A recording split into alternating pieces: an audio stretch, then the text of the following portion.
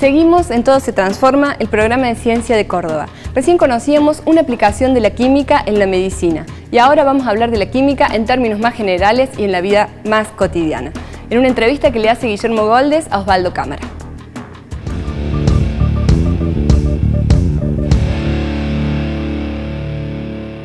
Aunque en general no lo notemos, vivimos rodeados de reacciones químicas. Y es que la química no solo tiene que ver con grandes laboratorios, tubos de ensayo o medicamentos. En nuestros hogares, en nuestras cocinas, en nuestras mesas, en nuestros jardines, en nuestros vehículos y por supuesto en el interior de nuestros cuerpos ocurren reacciones químicas durante todo el tiempo. Algunas de esas reacciones químicas nos ayudan a mantenernos vivos. Para hablar de la química en la vida cotidiana, vamos a recibir hoy a Osvaldo Cámara. Osvaldo es doctor en Físico-Química y es el prosecretario de Vinculación con el Medio de la Facultad de Ciencias Químicas, Universidad Nacional de Córdoba. Hola Osvaldo, ¿cómo estás? ¿Qué tal, Guillermo? Bienvenido al programa. Muchas gracias por la invitación. Si te parece, vamos a hablar de cosas muy cotidianas, pero desde el punto de vista de un químico. ¿Cómo no? Por ejemplo, en la cocina de una casa, hay una persona cocinando alimentos. Puede ser un huevo frito, un bife, una omelette, lo que vos quieras. ¿Qué le pasa a esos alimentos al cocinarlos? Bueno, los alimentos, al cocinar, básicamente lo que estamos haciendo es entregarle energía, térmica por ejemplo, calor, y estamos empezando a generar transformaciones químicas en muchas de las moléculas que forman parte de las distintas sustancias que componen ese alimento. Muchas veces no lo notamos visualmente, pero otras veces los cambios son visualmente importantes. Por ejemplo, como mencionaste, al cocinar un huevo, al hacer un huevo frito.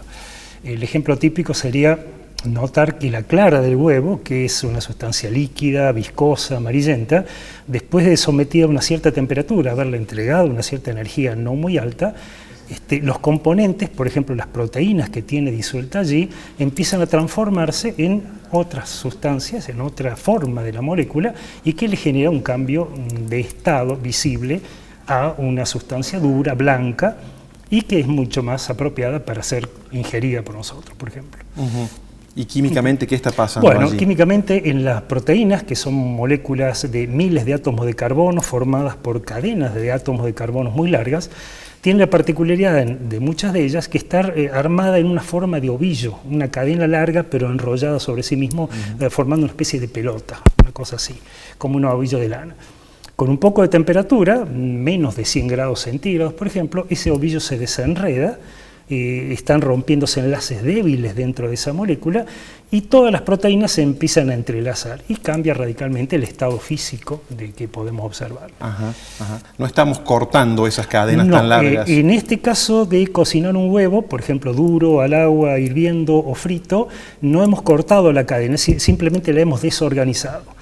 En un proceso de cocción a la brasa o a hornos de alta temperatura, una proteína, como en un bife, por ejemplo, sí puede empezar a romper esos enlaces carbono-carbono y generar otras sustancias más pequeñas, por ejemplo, moléculas más pequeñas. ¿Y eso en general es más fácil de digerir, las moléculas más Ese pequeñas? proceso para el hombre es mucho más fácil para ser digerido por el tipo de aparato digestivo que tenemos nosotros. Es decir, que cocer los alimentos no solo es una cuestión de gusto o de eliminar parásitos, por ejemplo, sino que también en absoluto ayuda a que las sustancias que vamos a utilizar como nutrientes de nuestro cuerpo sean más fácilmente y mejor asimilables para el organismo. De acuerdo, de acuerdo. Y he oído muchas veces por allí que se habla de alimentos antioxidantes. Sí. ¿Existen alimentos antioxidantes? Existen sustancias antioxidantes en los alimentos. Como hablamos en el proceso de cocción de entregar energía para desorganizar o romper una proteína, esa temperatura, que es beneficioso en ese sentido, la temperatura de la cocción no debe ser tan alta para destruir otras moléculas, por ejemplo, vitaminas, que sirven para el organismo beneficioso en otro aspecto. Por ejemplo, prevenir el envejecimiento, mantener funciones celulares en buenas condiciones. Estas sustancias, que llamamos en general antioxidantes, tiene la particularidad en el organismo de estar reaccionando contra agentes que son perniciosos, como son dentro de nuestro organismo, como son los que llamamos radicales libres. Agentes que son oxidantes y pueden afectar a moléculas importantes biológicamente dentro de la célula y generar daño celular, envejecimiento prematuro, posteriormente tumores, cánceres o enfermedades. A ver si entendí, estos antioxidantes reaccionan con los radicales libres y entonces entonces impiden que esos radicales ataquen el organismo. Exactamente, actúan como una molécula que se sacrifica, entre comillas, para neutralizar o bloquear la acción de estas sustancias antioxidantes sobre otra molécula que sí sea más importante en su rol celular. ¿Y qué alimentos, por ejemplo, tienen antioxidantes? Todo lo que son frutas, verduras, por ejemplo, son muy ricos, que a su vez son muy distinguibles porque tienen colores muy intensos, ¿no? Entonces es común asociar directamente a que mientras más colorida sea ese tipo de alimentos, frutas o verduras, más ricos en estos antioxidantes son, ¿no? Por ejemplo, un tomate. Un tomate, una frutilla, una zanahoria que tienen colores rojos, amarillos, anaranjados, verdes intensos, se debe a la presencia de estos antioxidantes en gran cantidad. Y ahora has hablado de colores y esto me llama bastante la atención.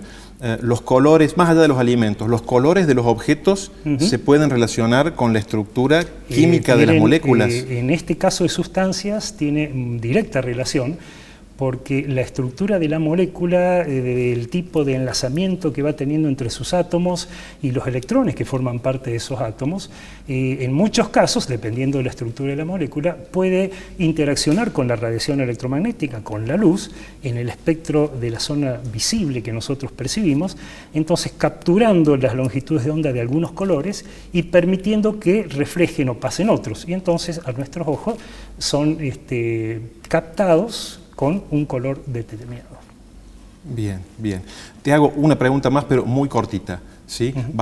Supongamos que ya hemos cocinado, hemos comido, y ahora queremos lavar la vajilla con un detergente. Muy cortito.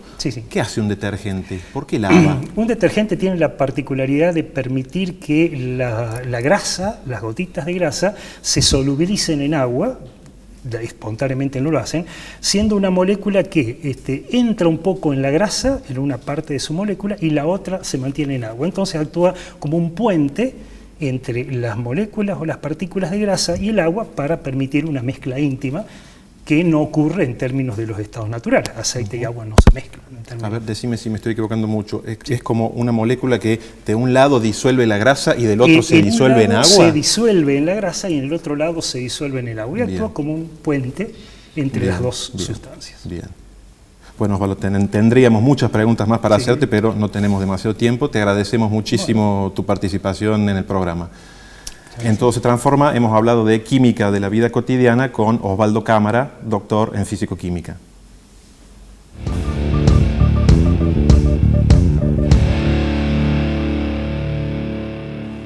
Luego de conocer algunas de las aplicaciones de la química en la vida cotidiana, vamos a hacer una pausa en Todo se Transforma. En el próximo bloque vamos a conocer un proyecto muy especial en donde un grupo de agricultores han decidido cultivar sus alimentos sin agroquímicos. Ya volvemos en Todo se Transforma. Todo se transforma.